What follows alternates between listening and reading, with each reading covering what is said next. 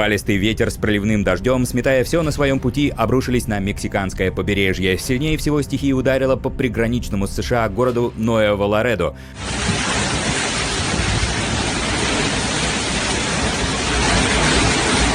Шторм со скоростью ветра более 150 км в час с корнями вырывал из земли деревья, валил высоковольтные столбы и рвал провода линий электропередачи.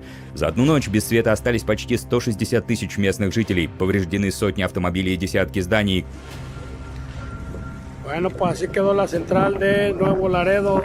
К ликвидации последствий, помимо всех экстренных служб, привлечены армия и флот. Специалисты пока не могут назвать сроки возвращения к нормальной жизни.